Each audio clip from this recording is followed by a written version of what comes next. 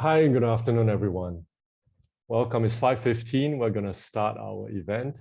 There were quite some of us who were early. Thank you for being early birds. And I think people are still streaming into the call, but we're going to get started. Welcome, everyone, to our event, Contributing to the Wellness of Our Planet with Dr. Jane Goodall. My name is Kay Fong. I'm a volunteer with the Jane Goodall Institute, Singapore. We're very excited to have Dr. Jane join us today to share her words of wisdom and inspiration. Now, I think everybody in this call probably already know about Dr. Jane, but for those of us who are not as familiar, I'll just do a quick introduction. Dr. Jane is an ethologist and environmentalist. She's the founder of the Jane Goodall Institute, JGI, and a UN Messenger of Peace. 62 years ago in 1960, at the age of 26, she traveled from England to what is now Tanzania, and ventured into the little-known world of the wild chimpanzees living in Gombe. Through more than 60 years of groundbreaking work, she has not only shown us the urgent need to protect chimpanzees and other animals from extinction, she has also redefined species conservation to include the needs of local people and the environment. So with the work we do today, you'll see we always talk about community, animals, and environment, a more holistic approach. Today, there are 24 JGIs working around the world to support our core programs, including Roots and Shoots, which focuses on empowering young people to embark on hands-on projects for their community, animals, and the environment in over 60 countries. Let me just invite Dr. Jane to unmute and say hi. She will give a speech shortly, but we'll just invite her to say hi very quickly. Hello, I'm saying hi to you. And I hear you very well, so I look forward to coming back to talk to you. It's great to see you, Dr. Jane. Yes, we'll have you address all of us very shortly. We're looking forward to that. But before that, we're going to have 4 Roots and Shoots clubs here in Singapore share a little bit about the projects that they are working on. And we hope this will help inspire everybody in this call to think about what else they could be doing, future collaborations or other projects among the different schools here. To help us get started proper, I would like to welcome and invite the Singapore American School's Deputy Superintendent, Dr. Jennifer Sparrow, to share her welcome. Dr. Sparrow. Hi, everyone. And I just want to warn you, there is a really violent lightning storm happening up here in the woodlands. So if you see me cringe, the lightning is literally just hitting around my house.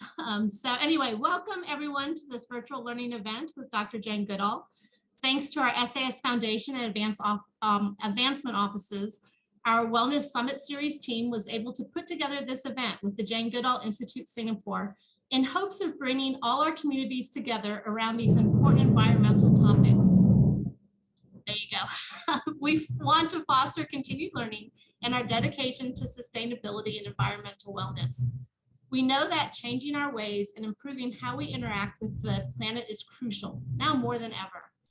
At SAS, we made it our goal to do our campus upgrades using the highest level of sustainability recognized by the Singapore Building and Construction Authority's Green Mark scheme.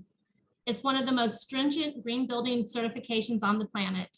And at this Green Mark Platinum level, we'll be certified to be at least 40% more efficient than similar building types in Singapore.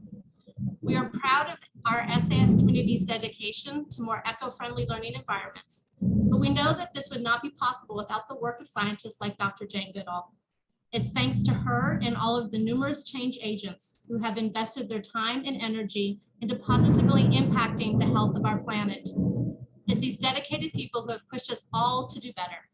That is why we are thrilled to continue these inspiring conversations and have this thought share today. Thank you for joining us, and I'm now going to turn things back over to our host, Kay Fong. Thank you, Dr. Sparrow. Gives me great joy now to then invite Dr. Andy Ang, the president of the Jane Goodall Institute here in Singapore, to say a few words. Thanks so much, Kay Fong. I'm also in the north, so I'm hearing all the thunderstorm as well. The Jane Goodall Institute in Singapore is delighted to be part of the SAS Wellness Summit Series. And I would like to thank the organizers, in particular, Anne, Gemma, Alice, and Steve. JGIS is a charity founded in 2007 to amplify Dr. Jane's efforts to nurture the next generation to protect our planet in the areas relating to people animals, and the environment. Our Roots and Shoots is a youth outreach program consisting of a network of schools in Singapore and around the world aimed at giving the young people a platform to help solve problems through ground-up projects, incorporating leadership and management skills. So if you and/or your school are interested in joining our Roots and Shoots program, you can sign up using the link that I will provide in the chat box in a little bit. Thank you, Dr. Jane, for being here with us today. Thank you, everyone. And thanks so much, Kay Fong. Thanks, Andy. I just saw in the chat, Beng saying that there's a special nature drum roll to welcome Dr. Jane to this summit. Yes, indeed, nature drum roll. Okay, now very exciting to shine the spotlight on a few of our Roots and Shoots projects that's happening here in Singapore. From previous visits, I know that Jane's always excited to hear about what's going on with Roots and Shoots and meet the people behind the projects. We'll have 4 presentations, each of them around 2 to 3 minutes. So first up, we've got from Republic Polytechnic, Dara Ignacio. Dara? Hi.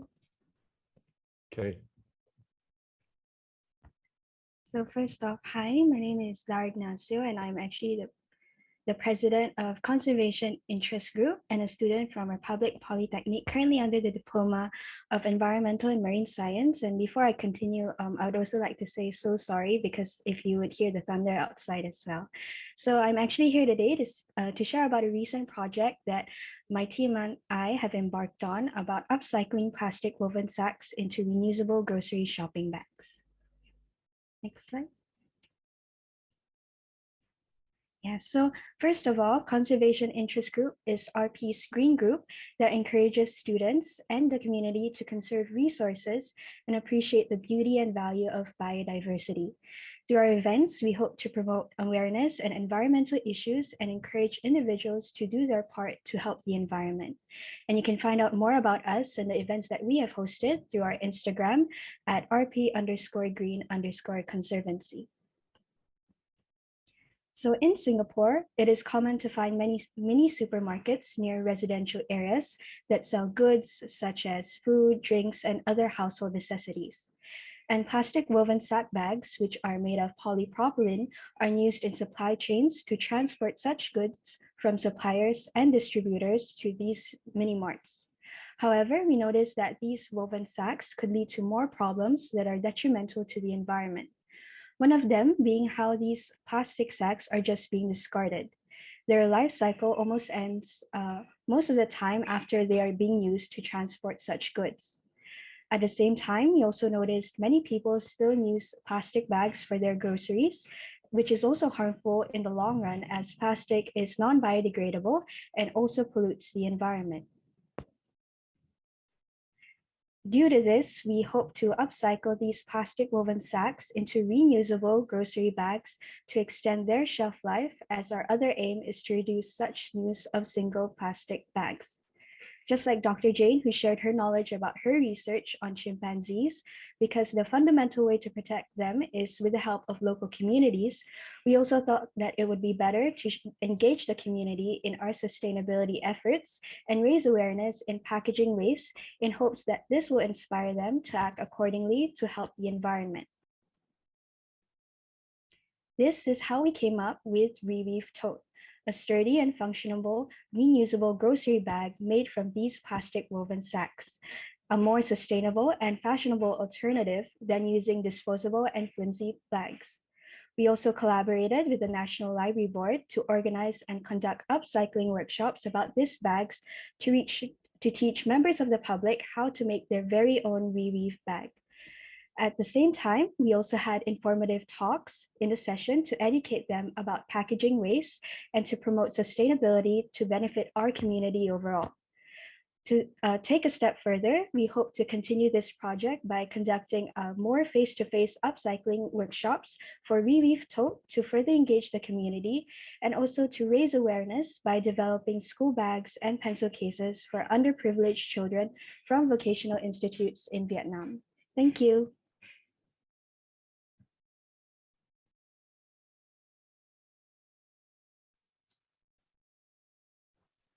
Good evening, Dr. Jane and Roots and Shoots friends. We are Preeti and Isin from the Science and Environment Club in Singapore Chinese Girls' School, and we are here to share with all of you our experiences being involved in two projects, the Jane Goodall Institution Plant for Hope program and Nature Society Singapore's Citizen Science program, Every Singaporean a Naturalist. We attended the launch for the Plant for Hope program on the 27th of November 2019, where we planted one of 90 saplings on a plot of land allocated at the Thomson Nature Park together with Dr. Jane. This site was chosen as it is a buffer park next to our Central Catchment Nature Reserve. This is also the site where the critically endangered Raffles-banded langur has been sighted. Thomson Nature Park provides extended habitats for our native biodiversity and enhances ecological connectivity as well as protecting nature reserves against abutting developments. Dr. Jane planted a critically endangered tropical sapling, Alianthus integrifolia, in 2019 together with a few representatives from the various roots and shoots groups. It was a pretty tall sapling at 2 meters tall. Dr. Jane also commented that she could not kiss the leaves after planting it. Today, it is the tallest tree in the plot, easily more than 4 meters high. Less than 2 months later in January, together with Roots and Shoots students from the Singapore American School, 5 of our seniors went to map out the 30 by 14 meter reforestation plot to map the positions and tag all 90 saplings that were planted at the launch. They also managed to tag and map another 60 saplings that were also found in the plot. Regrettably, due to COVID-19 safe management restrictions, schools were not allowed to organize outdoor activities in the next 2 years.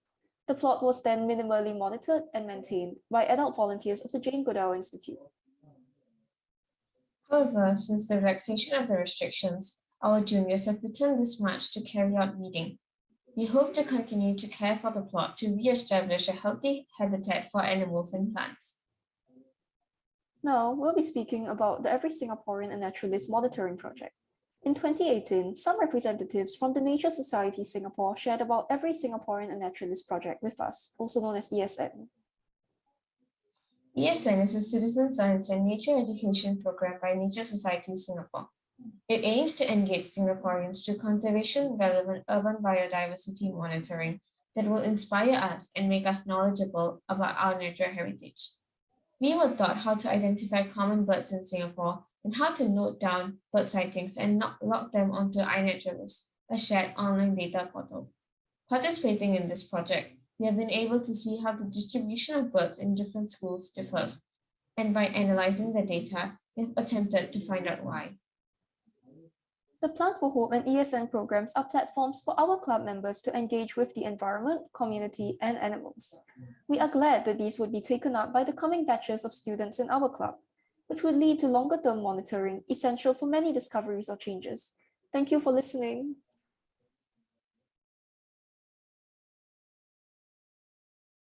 Hi, my name is Rara from LaSalle Animation. These are my teammates Amanda, Jinwon, and Femina. We collaborate with the Jane Goodall Institute of Singapore to produce this video called Groovy the Mangrove. It tells the story of Groovy, a mangrove resident of the Singapore coastal shoreline who does his best every day to protect the earth. Essentially, this video is a shout out to the JJIS program Root and Shoot in order to encourage the younger generation to embrace and give back to the planet. Working as a group during this pandemic time was especially challenging.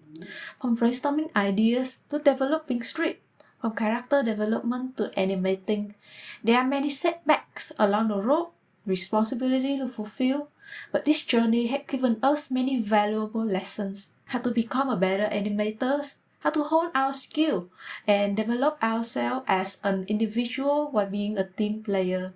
Throughout the journey, we have learned a lot from our lecturers here at LaSalle. However, we would not get where we are today without the help of JJIS volunteers. The passion and love for the planet, the enthusiasm to teach and spread the knowledge has become our source of inspiration and motivation. We have learned so much from them, and we hope this video would inspire someone like how the JJIS have inspired us. Thank you, and I hope everyone enjoy our video.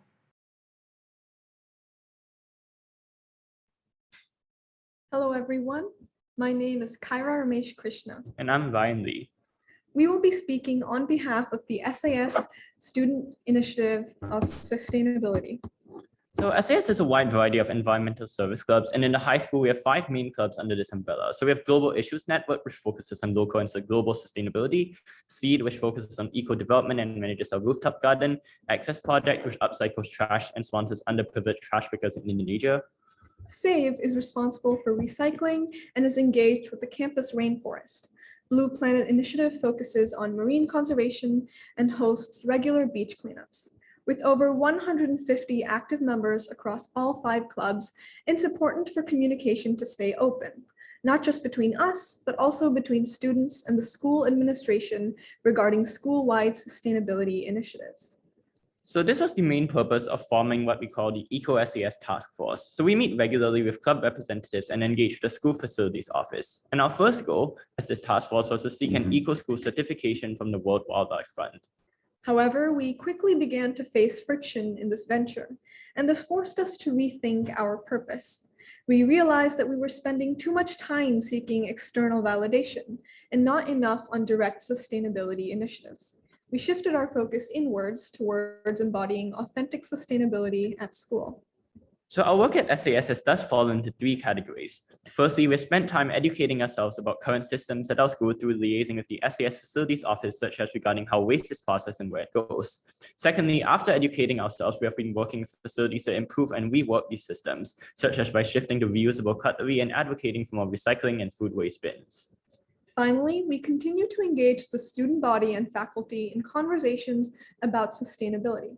A few examples of the work we do include putting up posters at recycling and food waste bins, holding informational webinars, planning in-class lessons and videos, fun games like Trash Kitball, fundraisers, sustainability-focused contests, and frequent beach cleanups. So when it comes to environmental activism and action, Dr. Goodall is a role model for many of us. We're inspired by her lifelong efforts and research, not just on chimpanzees, but on preserving our Earth as a whole. Like her, we seek to become global-minded thinkers that strive towards protecting the few resources we have and serving our planet. Similarly, we hope to follow in her footsteps and keep collaborating and creating a network of internal and external organizations that we work with. We also strive towards igniting conversation and action on sustainability with as many people as we can. We've both been a part of this community at SAS for 4 years now. And even though we will both be moving on from high school in just a few weeks, we're very excited to become individuals that drive change towards a better future. Thank you so much for listening. Thank you. Thanks everyone for the sharing. It's always wonderful to hear the students sharing, and we've heard 4 of the project, the Roots and Shoots projects today. And we know you will continue to do good work wherever you are. And we hope, just like how Dr. Jane has inspired the students, your work will also inspire some of your peers and other students here in Singapore to continue to do great work. Thank you, Dr. Jane, for all the inspiration you gave our students and a team of educators around the world who continue to help our students do the work that they do as well. Now's the time that a lot of us are waiting for. We would love to hear from Dr. Jane herself. So let me invite Jane to speak now. Dr. Jane? Well, thank you so much. And thank you for those presentations. I think you can see why it is that young people give me the most hope for the future, because of the energy, the passion, and the imagination and hard work. But I want to spend a few moments before I talk about that in saying why it is so important that we grow the Roots and Shoots movement and other similar ones across the world now. It's never been more important than now to have the energy and determination of young people. But unfortunately, because of the state the world is in today, many people have lost hope. And it's not difficult to see why.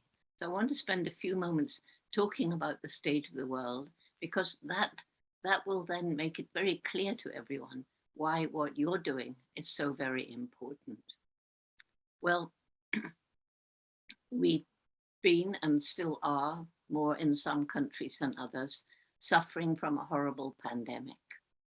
We brought this pandemic on ourselves. It's a so-called zoonotic disease. where a virus is able to jump from an animal to a human, and if it bonds with a cell in the human body, then it can form a new so-called zoonotic disease. We're actually told that about 70 to 75% of all new human diseases in the last couple of decades have been zoonotic in origin. And in this case, the virus, COVID-19, probably came from an animal in a wildlife market. We create situations that make it relatively easy for pathogens like viruses to jump from animals to people. And we capture animals, we traffic them around the world. And by the way, Singapore is, I'm delighted to see that the government is really stepping up its efforts to confiscate animals that are being illegally smuggled through Singapore to other parts of the world. But in these wildlife markets where so many of these wild animals are sold for food or medicine or exotic pets, the situation is absolutely perfect for a virus to jump ship and form a new disease. And it's not only the wildlife markets and the trafficking, it's also the factory farms where we imprison billions of animals around the world in unspeakably cruel, cramped conditions, perfect for spillover of pathogen to human. And I want to say here that thanks to the chimpanzees opening the door to a better understanding of what animals are, each one of these trafficked animals, whether it's a pangolin or a puppy or whatever, whether it's a cow or a pig in a factory farm, they are all individuals. They all have a personality. They all can feel fear, despair, and pain. It's important to remember that. And so it's our disrespect of animals that's led to this terrible pandemic. And if we go on disrespecting animals, there will be more pandemics. We're being told this all the time. It's our disrespect of the natural world that's led to climate change. I'm sure your weather in Singapore is being disrupted as it is all around the world. And also the loss of biodiversity. And what I want to make clear here is that we are part of the natural world. It's probably easier in Singapore because you're surrounded by nature in this garden city. But you might be living in the middle of an inner city in New York or London. But wherever you are, you still depend on the natural world for every breath of air you take, even if it's polluted, and every bit of food you eat and every bit of clothing and so on. So what we depend on, though, is healthy ecosystems. And I see an ecosystem as like a beautiful tapestry, a beautiful picture of living organisms, all interconnected. And every time one of those interconnected species of animal or plant becomes extinct in that ecosystem, it's like pulling a thread from the tapestry. And if we pull enough threads, the tapestry will hang in tatters and the ecosystem will collapse. It's happening.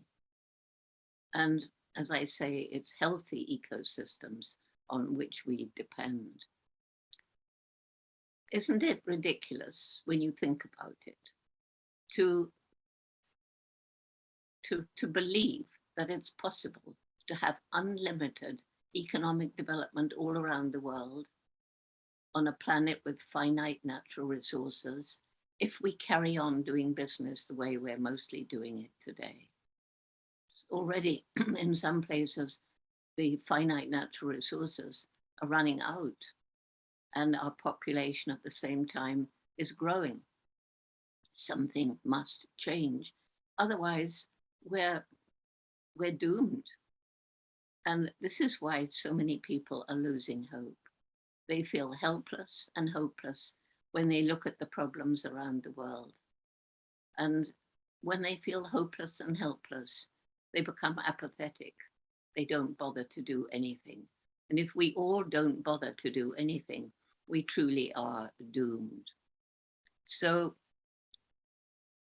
one last thing about this, and that is that it's not only the sometimes greed, but sometimes the way businesses operate unethically. It's also poverty that's causing the problems in the world today. When you go to a shop, do you start thinking about why are these goods so cheap? Is it perhaps because of unfair wages paid by the big corporations to the suppliers in the country where the products originally come from? Is it cheap because of that? Did its manufacture involve cruelty to animals? Did its production involve destruction to the environment? So our unsustainable lifestyles are responsible for a great deal of what's going wrong in the world. But so too is poverty. Poor people very often destroy the environment because they have to survive. So around Gombe National Park, where I studied chimpanzees from 1960, where the study is still going on. In 1960, Gombe National Park in Tanzania was part of the great equatorial forest belt that stretched across Africa to the west coast. By the late 1980s, I looked down from a plane and was shocked to see Gombe was a little island of forest protected by the national park. All around were bare hills. But there were more people living there than the land could support. They were too poor to buy food from elsewhere. Their farmland was overused and infertile. They were cutting down the trees to make more land to grow more food or to make some money from charcoal or timber. So all of these things are interrelated, all of these different problems. And somehow we have to find a different way of moving ahead, because we've got to stop putting short-term gain ahead of protecting the environment for the future generations. And that's all of you young people who are listening today. So this is why what you're doing is so important. You are my greatest hope for the future, because once we listen to you, once we empower you to take action, as Roots and Shoots does in 65 countries around the world, and it's growing all the time, then you are changing the world. You're changing it every day. And because Roots and Shoots is about people, animals, and the environment, which are all interrelated, this is making a world that is more whole, a world that can be sustained into the future. My other reasons for hope, just quickly, first of all, it's our human brain. You know, the thing that makes us more different from chimpanzees, our closest relatives, and all other animals is the explosive development of our brain. We are the most intellectual creature that's ever walked the planet, which makes it absurd that we're destroying our only home. And fortunately, people are now beginning to understand intelligence in other animals better. We now know the octopus can solve the most amazing problems with brains so different from ours, one little central brain and brains in all 8 arms. So I'm totally fascinated by octopuses, and I hope many of you have seen My Octopus Teacher. It's a fantastic film. It got an Oscar. Anyhow, here we are, beginning now to use our brains to solve some of the problems we've created, like renewable energy, like the projects that you demonstrated in your 4 presentations today. And my next reason for hope is the resilience of nature. I talked about flying over a little island of forest that was Gombe and realizing this was because people were living in poverty. So we began helping the people to find ways of living and making money without destroying the environment. And that's a program we call Take Care or Tukari. If you fly over Gombe today, you will not see bare hills. Nature is so resilient if you give nature a chance. And one of the projects I just saw was reforestation. Give nature a chance and she will come back and make beautiful again places that we have absolutely destroyed.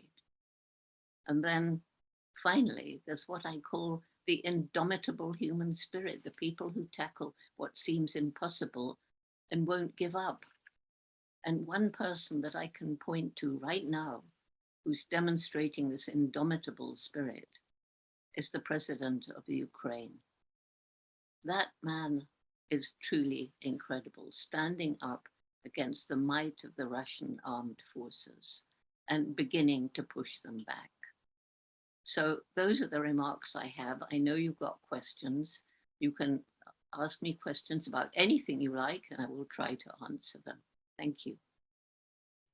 Thank you, Dr. Jane. So we do have questions coming in, and for everybody in this call, there are two functions, a chat and a Q&A. If you look at the bar in your Zoom call, put your questions in the Q&A and we can all have a look at them together.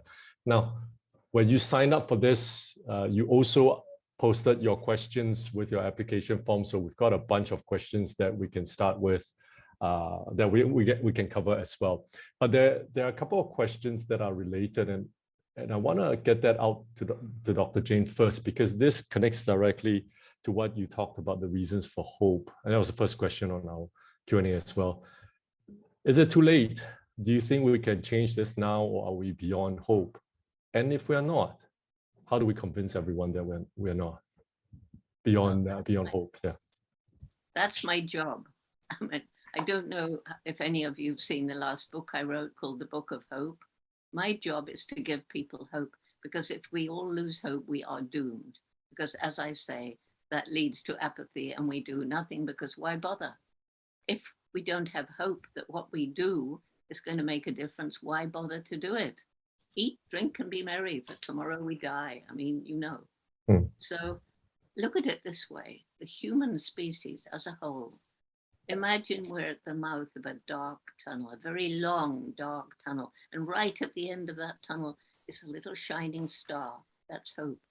But there's no point sitting at the mouth of the tunnel and hoping that star will come to us. No, we have to roll up our sleeves and we have to crawl under, climb over, work our way around the different obstacles that lie between us and the star.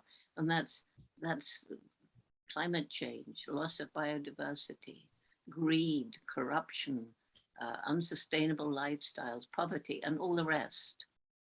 And these are what we've got to overcome. But if we get together, and here again, I want roots and shoots around the world getting together, which they are, and reaching out to others, so that there's this great mass of humanity working, each one in their own separate way, about their own separate problems, to reach that star. Then, yes, we can get there. We know what to do. We have the answers. We have the science. We have the motivation, many of us. But it's not just that we can. Do we have the will? At the end of Roots and Shoots group meetings in Tanzania, everybody says, together we can change the world. Together we will.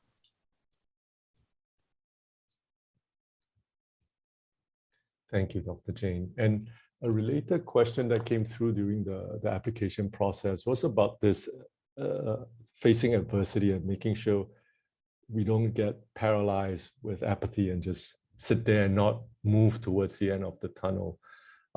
This question talked about failure, and we can keep hope, but sometimes failures keep coming and we could struggle. This question is about, can you share a time when you failed at something, and where do you find that courage and persistence to overcome that adversity or that challenge? Well, I suppose one of the greatest challenges that I had to face was when 4 of my students from Gombe were kidnapped by a rebel group from over Lake Tanganyika, from the Republic of Congo, which was Zaire at that time. And the supporters of Gombe, who were funding it, pulled out. They felt it was unsafe. And it looked at that time, and that was in 1974, as though I would lose Gombe. All those years, really beginning to understand more about gyms, but with so many more problems about them to solve, which there still are. So how did I get over that? Well, at first I felt utterly devastated.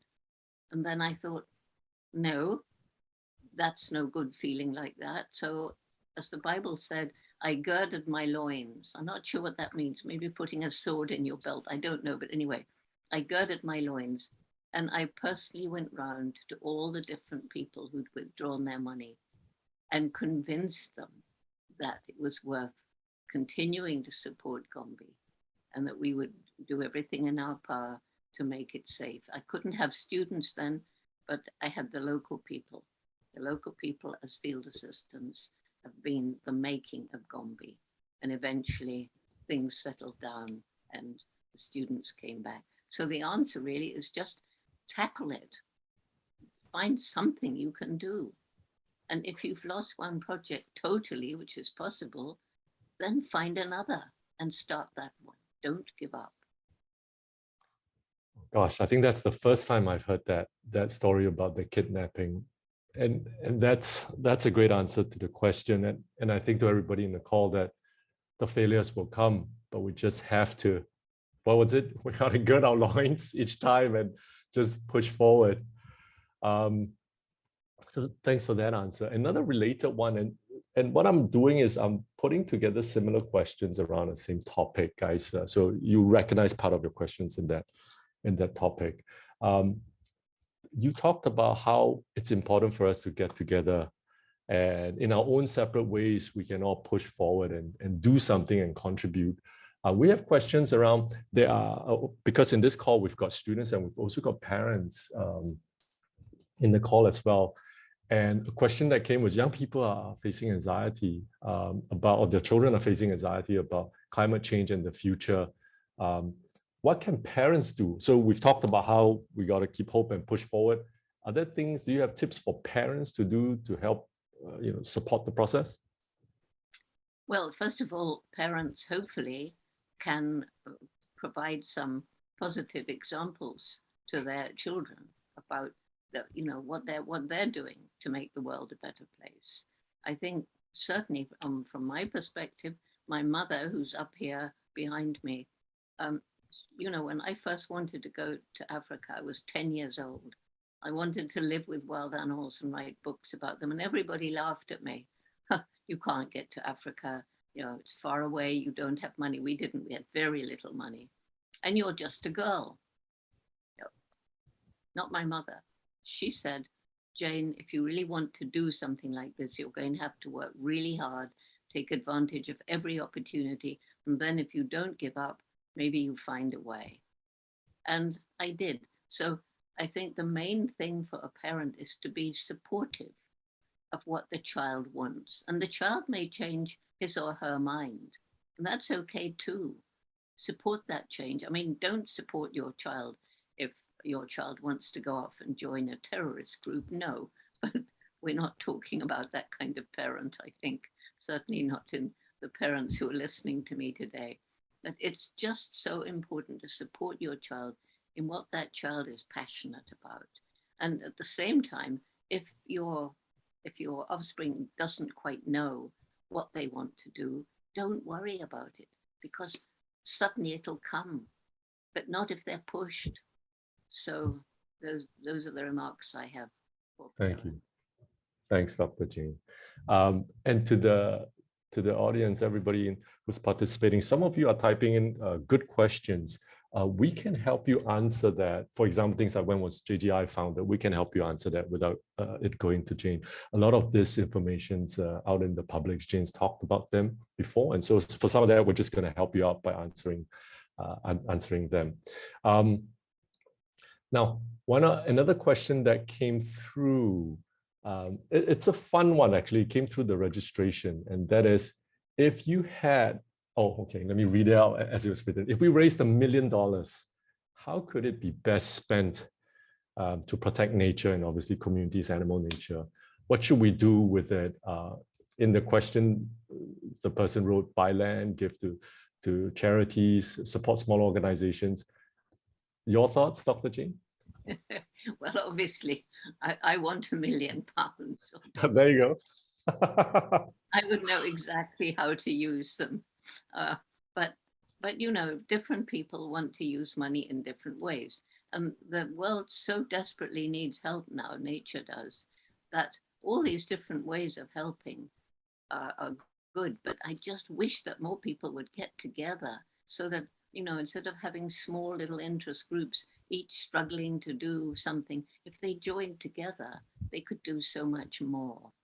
But £1 million sounds a lot. If you think about the problems faced by the planet, it's not really a lot at all. You know, I'm building up an endowment because I want to be sure that when I'm gone, and I'm 88 now, so come on, I want to be sure that the projects like Roots and Shoots or Takari won't die away. I want to know that if there's a problem, the money will be there to support. I want to know there will be money to help a new Roots and Shoots group start, that sort of thing. So for me, $1 million is peanuts, but I want it all the same. And I could use it very, very well, but use it on what you want to use it. Yeah, every bit matters. If you are interested to find out more about how you can contribute to the endowment fund, you can get in touch with JGIS and we can connect you to the right people. Whoever's asking that questions, if you have $1 million in the bank and you're wondering, get in touch, don't wait.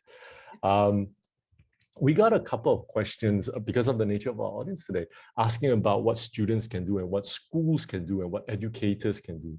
And we talked about parents a bit earlier. Would your answer differ a bit when you think about schools and students and educators?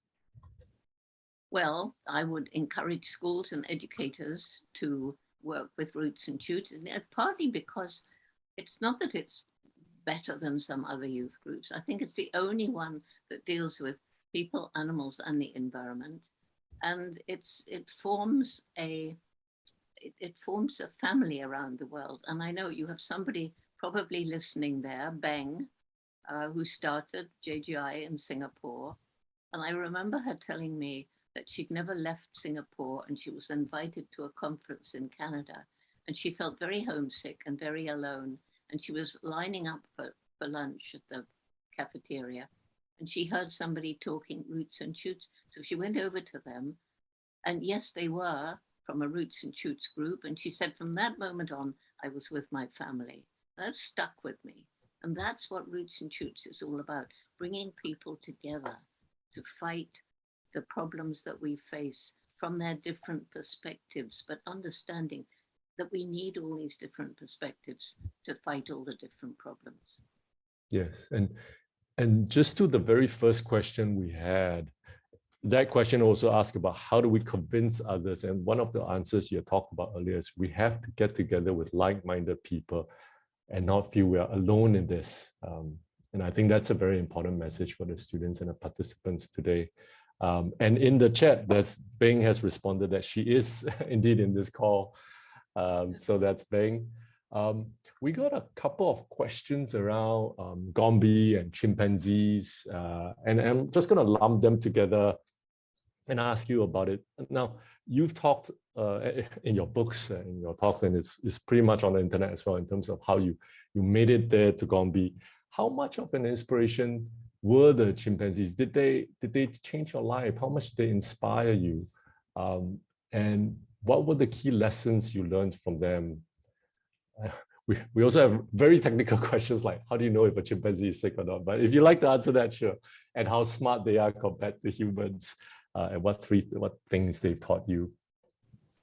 Well, basically, to answer quickly, so we have time for more questions. First of all, I was really struck by how like us they are. I mean, in their non-verbal communication, kissing, embracing, holding hands, patting one another, begging for food, shaking the fist, throwing rocks, using tools, all these things, so like us. It was a shock to find that like us, they have a dark side. They can be violent, aggressive, and even engage in a kind of primitive war. But like us, they can be compassionate and altruistic. So like us. Then that enables you to step back and say, yes, but we're different. I mean, you won't get chimpanzees sitting in an auditorium listening to a lecture. So what is the biggest difference? Well, of course, there's many small differences, but to me, the biggest is the fact of this explosive development of our intellect, because we can now talk about things in the past and learn lessons from it, although we don't do very well at that, do we? We can plan for the distant future. We can talk about things that other people haven't seen and they can understand. And that's, I believe, triggered in part by the fact that at some point in human evolution, we began to use words to speak. That's enabled all those things. So that, I believe, has made us most different. But unfortunately, we're not always using that intellect for the right purpose. Think of the weapons of war. Think of the horrors that they're beginning to manufacture, the terrible, terrible, evil things. And, also think that the internet is wonderful, but it can be used for bad as well as good purposes. It's only as good or as bad as the people who use it. Thank you. Thanks for that. So there were quite some questions on the chimpanzees. What I'll say to those of you who's asked a lot of questions is a lot of that information's out there. Buy Dr. Jane's books and you'll be able to answer the question, how she got to Gombe, were they scared? All those are there and they are in vivid details. It's a good read. I strongly encourage all of you to go to the library to borrow it or to buy it. Yeah. So apologies, we won't answer all of those questions because there are some interesting ones that have come in that I'd like to just get our attention to as well. There were questions around, and you talked about at the beginning of your speech about the state of the world and the zoonotic diseases jumping from animals to humans. You mentioned animal smuggling and factory farming as issues. So one question that came through is the core of this meat eating? And what's your take on that? Is that living an unsustainable lifestyle? The proliferation of eating animals for meat is, well, for one, there are literally billions of animals in these terribly cruel factory farms. Pigs are every bit as intelligent as dogs, more intelligent than some. And the conditions they're kept in are horrific. But not only that, all these billions of animals have to be fed. Lots of land is cleared, natural habitat cut down to grow the grain, usually genetically modified, to grow the grain to feed them. That means massive fossil fuel and farm equipment contributing to the greenhouse gases. And, the corn or whatever food must be taken from the field to the animal to the slaughterhouse, the meat to the table, sometimes going around the world, also contributing to the greenhouse gases. Water, a lot of water is used to change vegetable to animal protein. And in some parts of the world already water shortage is causing terrible problems. And then finally, all these animals in their digestion are producing gas, methane, and that's a very, very virulent greenhouse gas. Luckily not as plentiful as CO2, but more virulent. And then a last word on human health. To keep them alive in these horrible conditions, animals are routinely fed antibiotics, which mean that the bacteria are becoming resistant and people are dying in hospital from superbugs because there isn't an antibiotic to treat some of these things anymore. So that's why eating less meat, I became a vegetarian for ethical reasons. Then I realized it was more than ethical reasons. It was destroying the planet in other ways. And now I've become a vegan, although I wouldn't say it was 100% because sometimes, there's a little bit of something mixed, but I try. As a follow-on question, what's your take on the plant-based proteins that have emerged all across the world, like your Beyond Meat and your Impossible, which and they get served as burgers, basically, to help meat eaters wean themselves off meat? Yeah, and I can't eat them. They taste so like meat that I can't eat them. But for some people who really miss meat, then it's perfect. I mean, you couldn't tell the difference. And a lot of these substitutes, I'm finding more and more and more, some countries better than others, but, some of the cheese and even cheesecakes and all sorts of delicacies like that, you can't tell the difference. Yeah, indeed. And I don't run a bookstore, just to clarify, but if you're interested, Jane's got a book called Harvest for Hope. You could read a little bit more on, in terms of a take on food and a deeper answer to that. So check that out as well.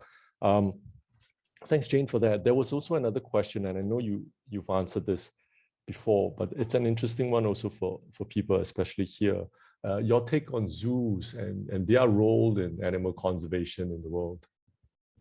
Well, it definitely depends on the zoo, and Singapore happens to have a very good zoo. There's too many bad zoos around the world where animals are in bad conditions, perhaps social animals kept alone, perhaps kept in places too small, and very importantly, animals whose lives are not enriched, so they're bored, stiff.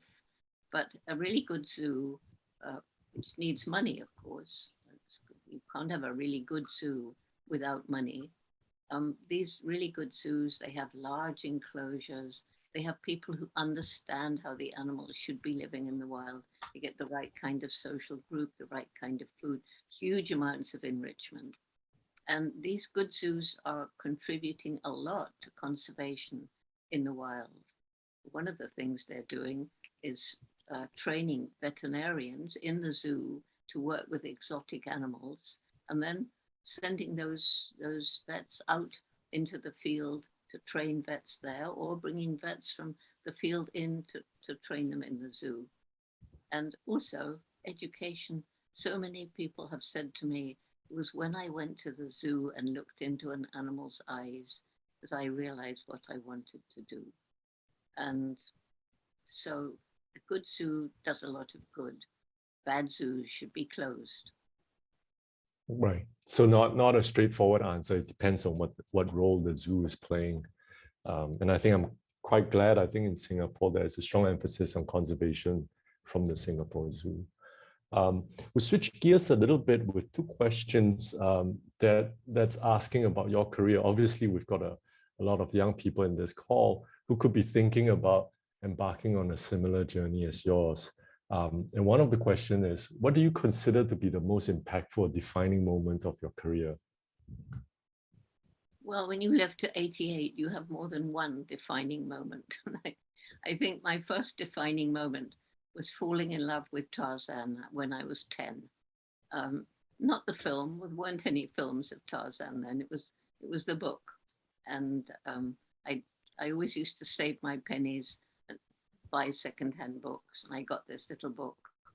So that was when I determined to go to Africa. That was a very defining moment. And the next one was being invited out to Kenya by a school friend and quitting the job I had in London. I just did secretarial. We couldn't afford university. And working as a waitress in a hotel around the corner there till I had saved up enough money. And the defining moment was when I met Dr. Louis Leakey, who offered me the opportunity of going to study the chimps. And then the next defining moment was a conference in 1986 when I realized the full impact of the deforestation across Africa and the decrease in chimp numbers, and knew I had to do something about it. People say, well, it must have been a real struggle to give up being in Gombe. Gombe was my dream world, best days of my life. But when I left after 4 days of that conference, I was changed. I knew I had to do something. I didn't make a decision. The decision was made within, and I didn't know what to do. But anyway, started working around and found ways to do it. How did you feel at the end of those 4 days? It must have been a difficult decision. I mean, you love research, you love spending time in Gombe, and then now you have to almost switch into a different line altogether, still related, but it just must feel so different. Well, it was different, but you know, I just knew I'm very good at living in the moment. That was what I had to do. And so let me quickly find ways of doing it. And that's when I flew over Gombe and realized that unless we reduced poverty, we couldn't save chimps, forests, or anything else. And that we really have to think about the numbers of people. There's 7.7 billion of us. now. We're already using up some natural resources faster than nature can replenish them. And it's estimated by 2050, there'll be 10 billion, close to 10 billion. So something's got to change, and that's got to be the way we do business. Yeah. So anyway, those, I don't know, the most defining moments, I suppose. Well, flying over Gombe and looking down on this island of forest, that was another defining moment. Right. Yeah. And to connect with an earlier question around how the youth are facing anxiety, I think to everybody in the call, we could be all looking at the same thing, feel all concerned and alarmed, but to convert that energy into what Dr. Jane just talked about, into momentum to make us do something as opposed to be paralyzed by fear and just feeling really stressed about it. So thanks for sharing that. Another related question is, what personal trait of yours would you identify as being most significant in achieving your professional goals? Personal trait. What do you think is an important personal trait? Yeah. There's a couple, patience is really important.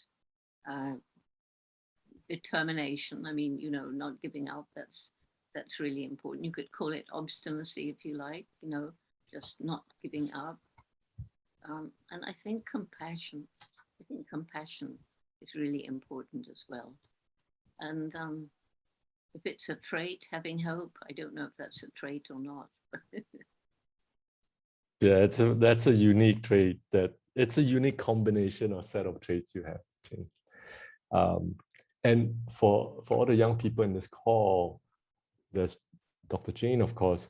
If you're looking for a local example, and I'm just going to put Dr. Andy Ang on the spot here, Andy also decided to pursue a similar path because she was inspired by Dr. Jane. So you can ask her how she went around her journey if you want someone here in Singapore to talk to. So sorry to put you out there, Andy, but there are young people looking to be inspired as well with local examples. So you're it. Great. So we had a couple of questions around individuals and daily or small things or habits that they could have that can make a difference. I know a popular quote we use here is everybody makes a difference. You have to decide what difference you make. Do you have, are there any habits or small things you do on a daily basis that you think if everybody did this, it really moved the needle? Well, to think about things, not just take everything for granted, to think about what you buy, what I already said. Where did it come from, and did it harm the environment, and so on. To think about how you respond to people. I've seen somebody ask a question really sincerely, but the person they're asking is very arrogant and thinks, that they should know the answer to that. That's a stupid question. They basically say that and leaves the poor person feeling utterly shattered and humbled and nothing. So thinking about the way you treat people, thinking about the way you treat animals, and those things I think are really important. And by the way, I introduced my mother over there. Below her is David Greybeard, the first chimpanzee who lost his fear of me and demonstrated tool using. But then over here is a very, very important person, and that was my teacher as a child, my dog, Rusty. People think chimps are my favorite animals, but actually they're too like people. I really love some like David Greybeard, and I really dislike others like Frodo. But my favorite animal is a dog. And that one was the most amazing of all the dogs I've ever known. He was, I think, sent to be my teacher. Yeah, the story of Rusty. I'm looking at the time, and I'm going to ask you two final questions. To everybody who put your questions in, I've tried my best to collate them. Won't be able to touch everything, but two final questions. And the last one that came in, I thought would be quite interesting for us. Do you have any regrets so far? Do I have any regrets? Well, I suppose in the professional sense,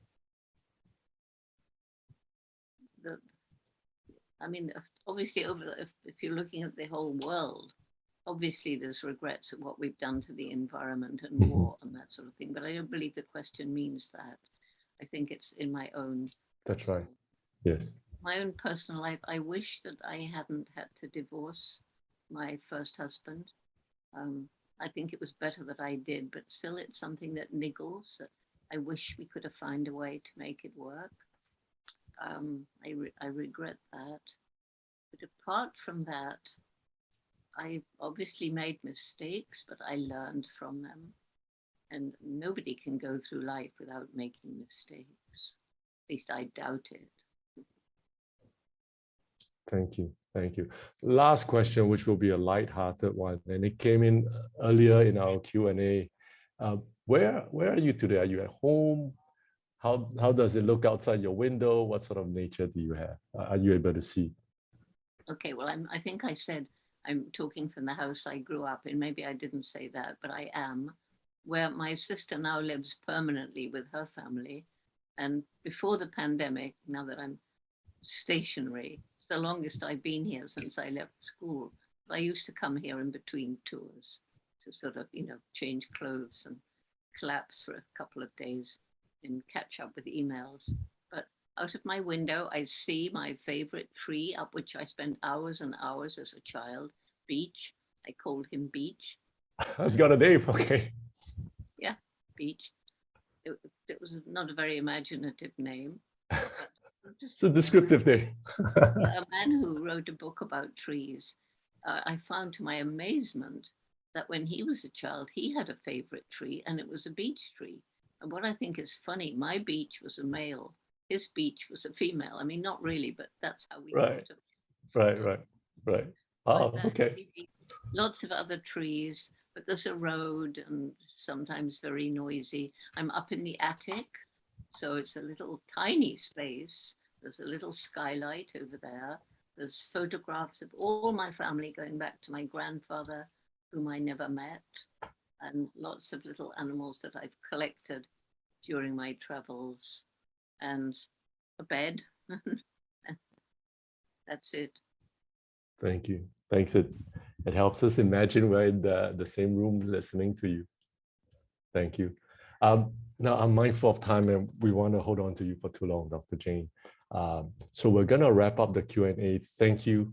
Thank you everyone else as well who's attended the seminar and posted a question. Now, if you've got other questions that we can try to answer, we will try to do so. If you could see in chat, Andy's put in a lot of links or ways to contact us, the books, if you want to learn about David Graybeard, it's got his own website. I didn't realize that. So if you want to donate, please have a look at chat. Those links will bring you to more information where you can take action. Some of you ask, what can we do?